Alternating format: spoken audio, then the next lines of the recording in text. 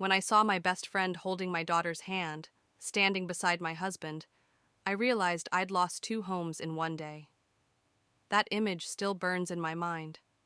The afternoon light pouring through our living room window, my daughter Emma smiling up at her father, and beside him Leah, my best friend, her hand resting softly on his arm. It was the kind of quiet betrayal that doesn't shout, doesn't announce itself. It just breathes in the same air as you, pretending it belongs there. I didn't say anything that day. I couldn't. The air was too thick, and my body felt like it wasn't mine anymore. I just watched as Leah helped Emma with her coat, laughing in that warm, familiar way, the way she used to laugh with me. But before I ever saw that moment, before I felt the floor give way under my feet, there was another life, a gentler one. Leah and I met when we were 22, fresh out of college, waiting tables at a diner that smelled like burnt coffee and fried onions. She was the kind of woman who filled a room, big laugh, wild curls, a heart she wore right on her sleeve. I was quieter, steadier.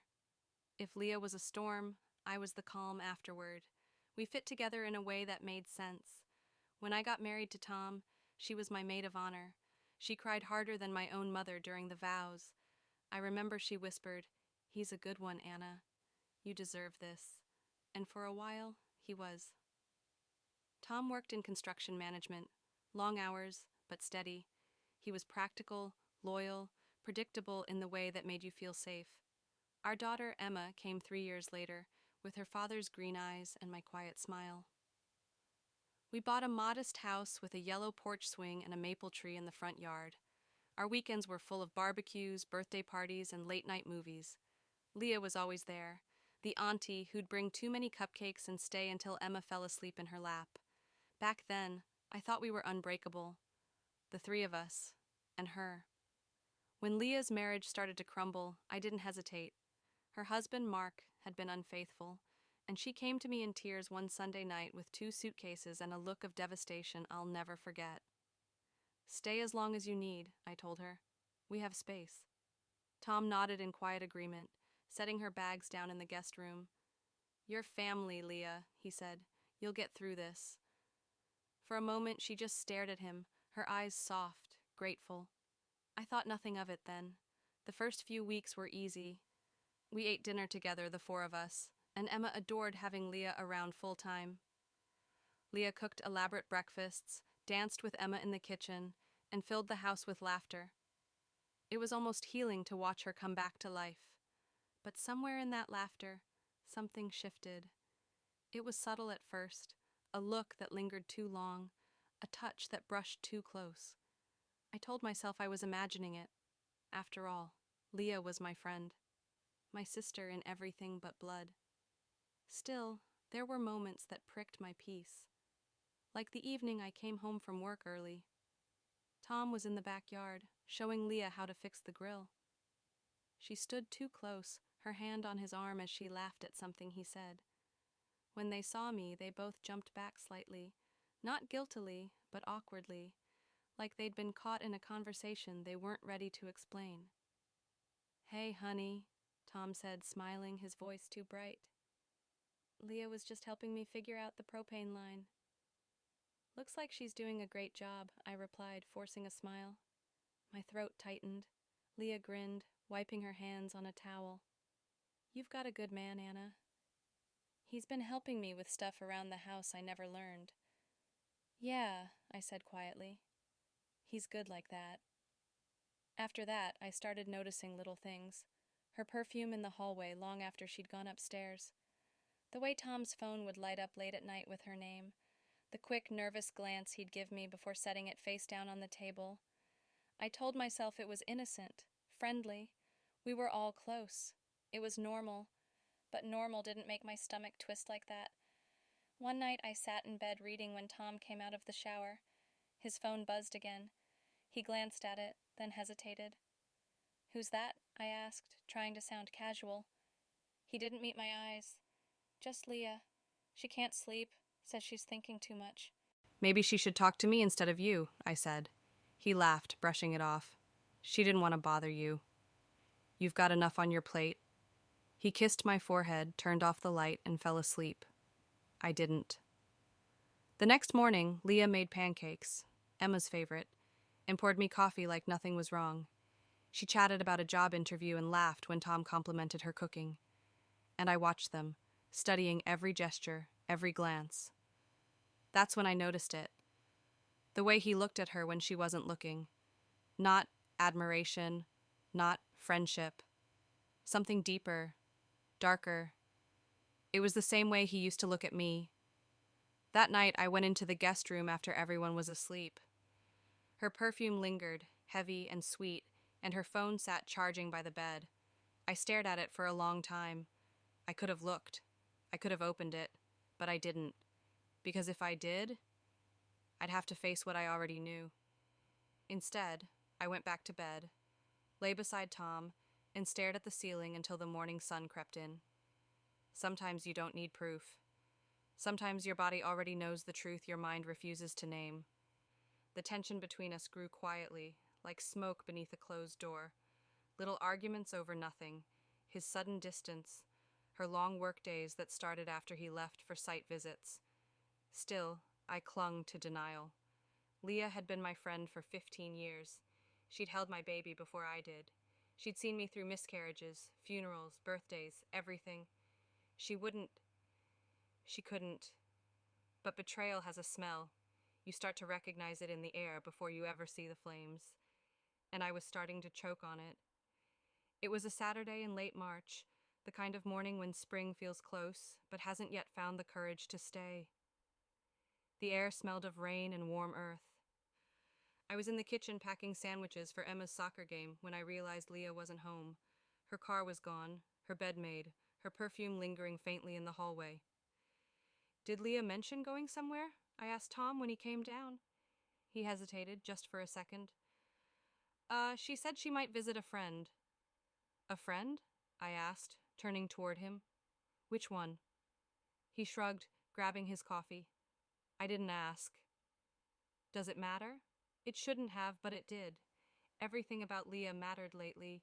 Where she went, what she wore, how she spoke to him. After the game, we came home to find her sitting on the porch swing with a glass of lemonade, barefoot, humming softly. She looked peaceful, like she belonged there. "Hey," she said, smiling up at us. "How was the game?" Emma ran to her, chattering about her goal, and Leah lifted her into her lap, her hand brushing Tom's as he passed. It was quick, so small you'd miss it if you weren't watching. But I was. That night, after dinner, Tom said he was going to the store for milk. He left his phone on the counter. I told myself not to look, but my fingers disobeyed. The lock screen lit up with a message. "Leah, drive safe. I'll wait in the back." My throat closed. My heart slammed against my ribs. When he returned an hour later, I was sitting on the couch, still staring at the television that wasn't on. He looked surprised. "You're still up?" "Yeah," I said quietly. "How was the store?" "Fine," he said too quickly. "They were out of milk." He held up a loaf of bread as if to prove something. I smiled, small, tight. "Out of milk, huh?" He didn't answer, just walked past me, his shoulders stiff. That was the night I stopped pretending. For the next few days, I watched them closely. Leah would come home late, her hair tousled, cheeks flushed. Tom would suddenly need to work overtime. Emma started asking why Auntie Leah didn't eat dinner with us anymore. Every lie they told me made me smaller, quieter. Then, one afternoon, I walked into the laundry room and found Tom's jacket hanging by the door. I reached into the pocket to check for receipts, I don't even know why, and pulled out a gold earring. It was Leah's, the one she'd lost last week, or said she had. I held it in my palm, cold and gleaming like proof I didn't want. That night, I confronted him. "Where did you go last night?" I asked. He didn't look up from his laptop. "Work." "Then why was Leah's earring in your jacket pocket?" He froze. His eyes flicked up, confusion melting into panic. She must have... He swallowed. "You're imagining things, Anna." "Am I?" I placed the earring on the table between us, because this looks pretty real to me. For a long moment, he said nothing. Then he closed the laptop, stood up, and ran a hand through his hair. Anna, you're tired. You've been stressed. Stop it, I snapped. Don't you dare make me sound crazy. He sighed heavily, looking at me with something like pity. She needed a friend, that's all. I was there for her. That's it. Then tell me, I whispered. Why does it feel like she's replacing me? He didn't answer. Leah avoided me for days after that. She left early, came home late, barely spoke during meals. When I finally cornered her in the kitchen, she was stirring sugar into her tea. Her eyes flicked up briefly. Something wrong? I took a breath. Leah, be honest with me. Is there something going on between you and Tom? She froze mid-stir. Then she laughed. Light, airy, too controlled. What? No, Anna, God, no. He's your husband. Exactly, I said softly. He's my husband. She placed the spoon down carefully, like she was setting a boundary between us. You're overthinking things. You've always been a little sensitive. The way she said it, gentle, patronizing, made something in me harden. I realized then that she wasn't afraid. Not of me, not of guilt. She was confident, comfortable, like someone who already knew how this story ended. A week later, I got the truth in the cruelest way possible. Emma had been working on a school project, my family tree. She drew pictures of everyone in colored pencil. There was me, Tom, Grandma, and then under the new family section, she'd drawn Tom and Leah. I asked her gently, "Sweetheart, why did you draw Leah next to Daddy?" She smiled, her eyes wide and innocent. Because Daddy said Auntie Leah might be my new stepmom one day. My hands started shaking so badly I almost dropped the paper. What? I managed to whisper. She nodded proudly. They said it's a surprise, but I can tell you because you're my mommy. My ears rang, my vision blurred. That was how I found out, through my daughter's crayons and honesty. That night I waited until Emma was asleep. The house was quiet except for the ticking of the kitchen clock. I sat at the dining table, the drawing spread before me. When Tom came in, he looked exhausted, or maybe guilty. "Tom," I said calmly, "sit down." He hesitated, then obeyed. I slid the drawing toward him. "Want to tell me what this means?" He stared at it, his jaw tightening. She misunderstood. "Did she?" I asked.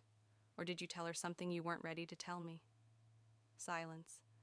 Then softly he said, "Anna, I didn't mean for it to happen." My breath caught. "So it's true." He rubbed his face with his hands. "It wasn't supposed to." We were both hurting. You were distant. She was alone. "Stop!" My voice cracked. "Don't you dare make this about me." His eyes glistened. "I'm sorry." "You're sorry?" I whispered. "You ruined our marriage, our family, and all you have is sorry?" He stood slowly. "I think we need space." "For everyone's sake, space?" I laughed bitterly. "You mean you want to leave? With her?" He didn't deny it. That was the last night he slept in our house. Leah moved out the next day, together. The quiet that followed was unbearable. Every corner of the house held their ghosts, their laughter, their whispers, the warmth they stole. Emma cried for her father every night, and I, who once had a best friend and a husband, was left with neither. But grief, I would learn, is not the end of the story. It's only the beginning of becoming someone new. The weeks that followed were a blur of silence and paperwork. Divorce filings, custody arrangements, visits that made my daughter's laughter feel foreign in my own house. Tom moved into a small apartment across town. Leah, God, it still hurts to say it, moved in with him. Every Friday, he picked up Emma after school, and every Sunday evening, she came home with stories that sliced me open. Daddy and Auntie Leah took me to the zoo. Auntie Leah bought me new shoes. Auntie Leah says I can call her mom if I want to.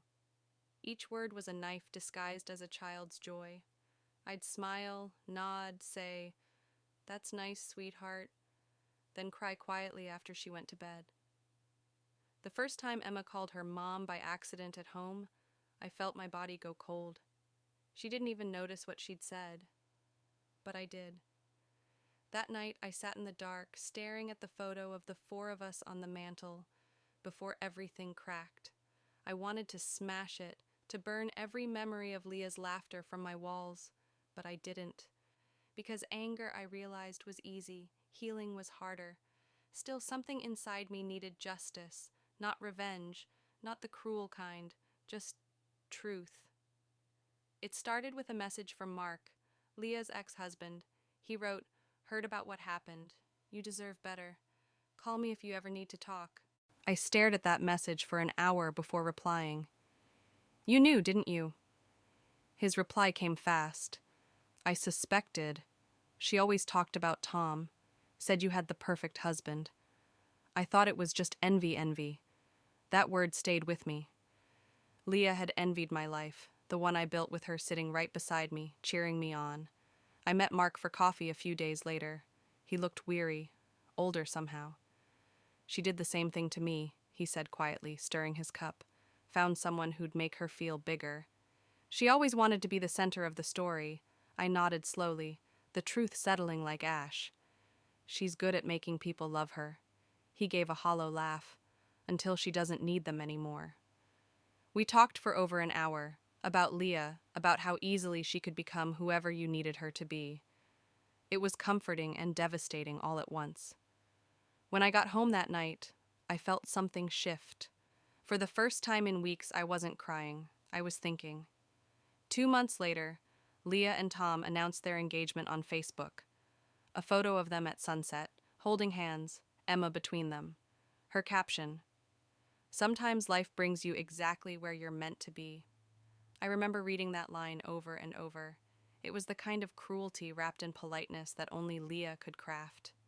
My phone buzzed all evening, friends texting me screenshots, distant relatives whispering, "Are you okay?" I didn't reply to any of them.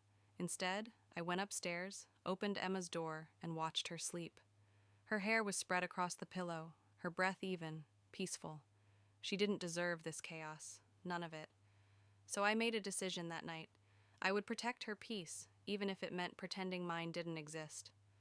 When the wedding day came, I wasn't invited, of course, but Emma was the flower girl. Tom had asked if I'd be okay with it. I'd smiled politely.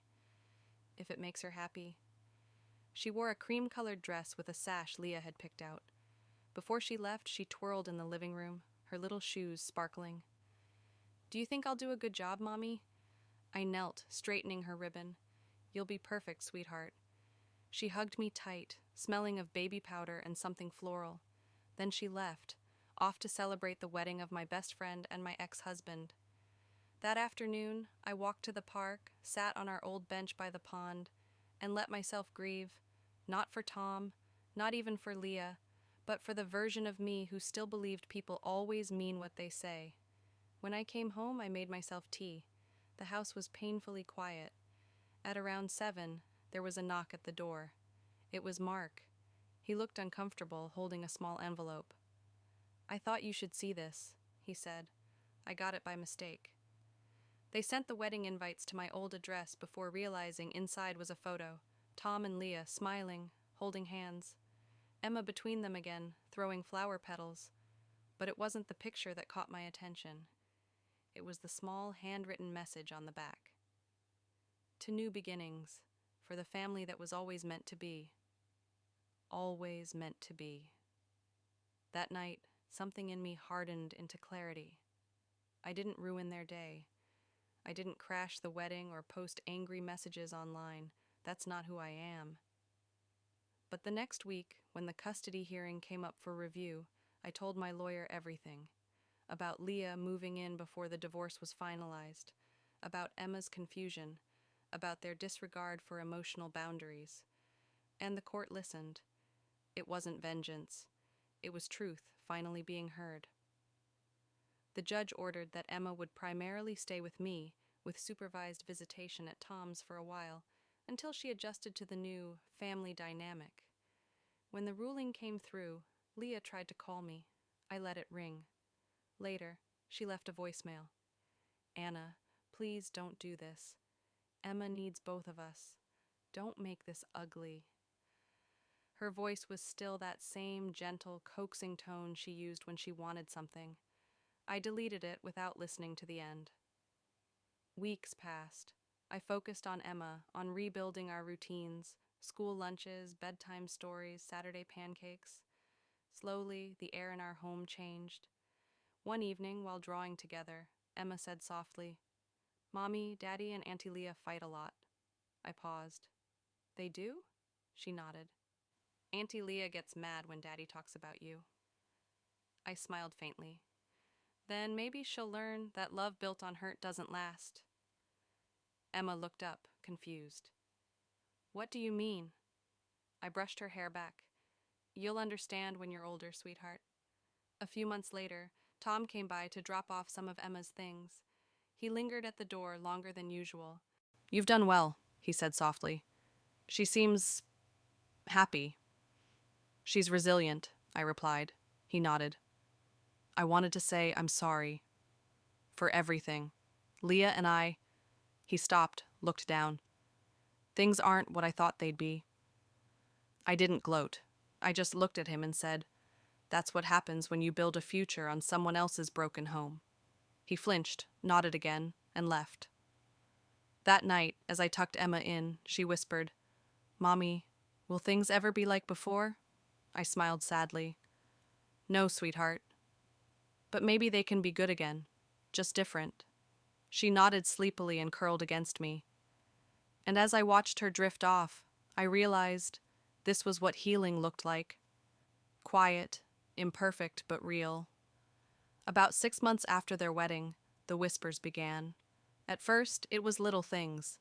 Parents at Emma's school would glance my way in the pickup line, murmur something and look away.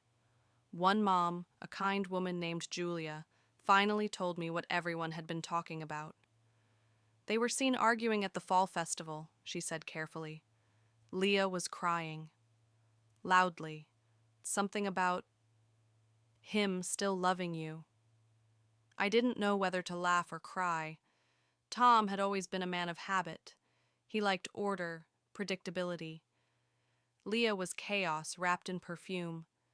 Their affair had been thrilling because it was forbidden, but once the thrill faded, all that was left were two people standing in the ruins of what they'd broken. That was their consequence, I suppose. I didn't need to add to it.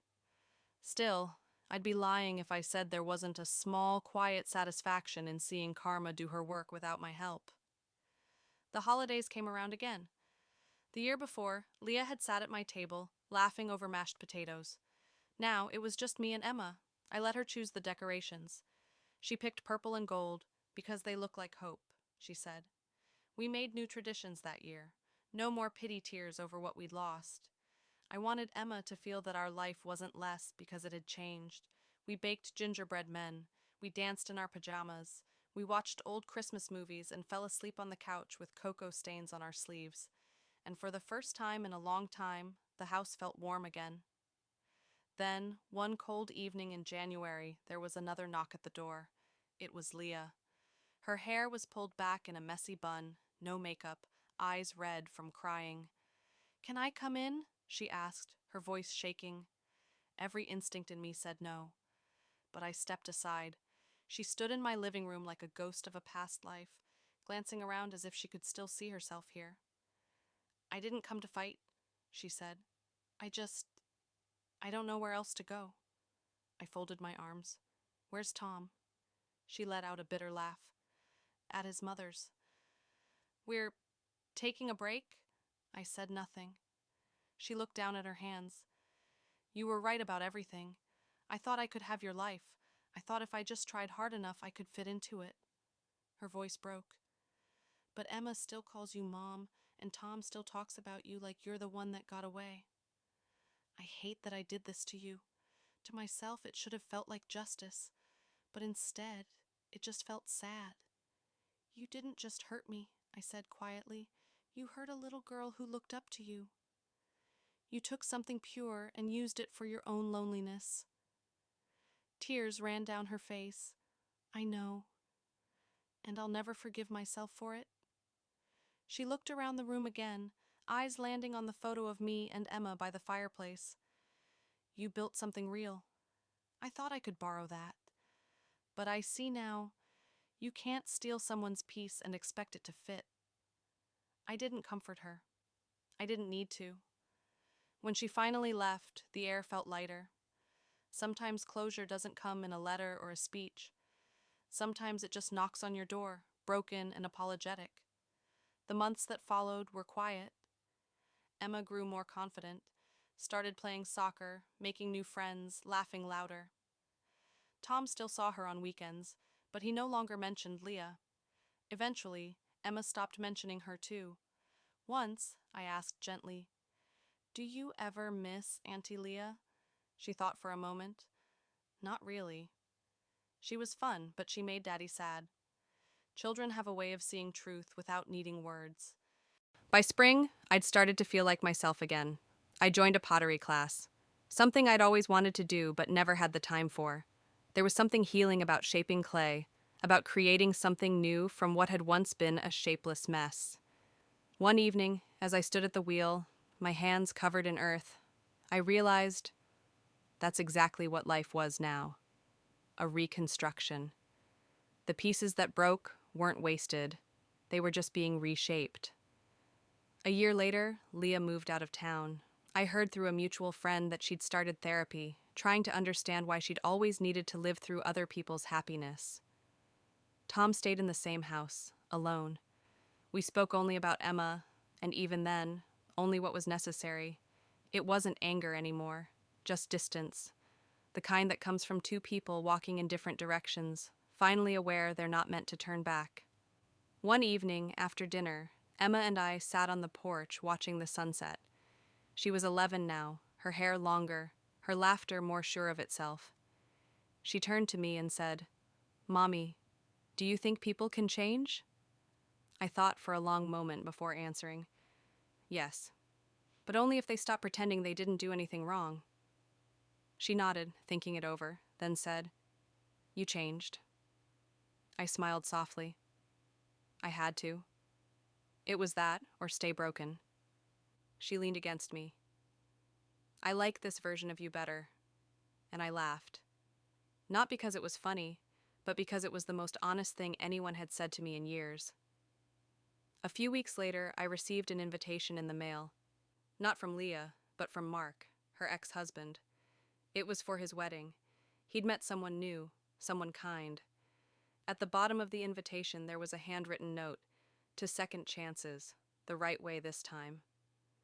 I smiled, tucked it into my kitchen drawer, and whispered to myself, maybe that's the real lesson. Because life doesn't hand you peace. You build it, slowly, piece by piece, with the same hands that once trembled in pain. And sometimes, you build it alone. When people in town talked about Leah and Tom, I no longer flinched. Their story was theirs now, a tangled mess of choices that had nothing to do with me anymore. Mine was about survival, about motherhood, about rediscovering who I was before betrayal made me small. And maybe, just maybe, that was the happiest ending I could have asked for. It's strange looking back now. If you'd told me years ago that my best friend would become my daughter's stepmother, I would have laughed, or maybe cried, at the absurdity of it. But life doesn't always shatter in one blow. Sometimes it cracks slowly, along the lines of trust and comfort, until one day, everything you thought was solid crumbles under your feet. I used to wonder what I did wrong. Was I too trusting? Too forgiving? Too blind to the signs that had been there all along? Now, I think maybe I was just human. We want to believe the people we love are safe harbors, that the ones we open our homes and hearts to would never use that kindness as a doorway to betrayal. But kindness, I've learned, is not the same as naivety. It took me a long time to see that boundaries are not walls, they are fences that protect the garden you've grown. And I had let mine fall apart piece by piece in the name of friendship. Leah didn't destroy my marriage alone. She walked through a door that both Tom and I had left open. And as much as I wanted to hate them, I had to face my own part in that silence. The nights I ignored the distance, the days I chose peace over truth. Because sometimes love doesn't die because of betrayal. It dies from neglect long before that. These days I live quietly. Emma is thriving. She's in middle school now, already talking about becoming a teacher. She's learning that love doesn't have to hurt to be real. And every time she smiles, I know that whatever pain I went through was not wasted. Last Christmas, she asked if we could invite some of the neighbors over for dinner. I hesitated. For years, holidays were the hardest for me, but I said yes. That night, as the house filled with laughter, with new people and new memories, I realized that the past no longer had claws in me. Leah once told me that she envied how easily I made people feel at home. She didn't understand that home isn't a house or a man. It's the way you make others feel safe in your presence. And when you betray someone who made you feel safe, you lose a part of your own soul too.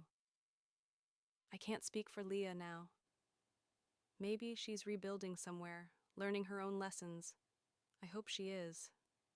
Because forgiveness, I've found, isn't about letting the other person off the hook.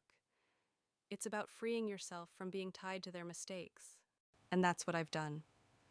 Sometimes, when I'm sitting on the porch with a cup of tea, I think about that first Christmas Leah spent with us, before the lies, before the affair. I remember how we laughed until our sides hurt, how Emma built a gingerbread house and made Leah promise not to eat it. I think about that moment because it reminds me that even in betrayal, there were once genuine moments of love.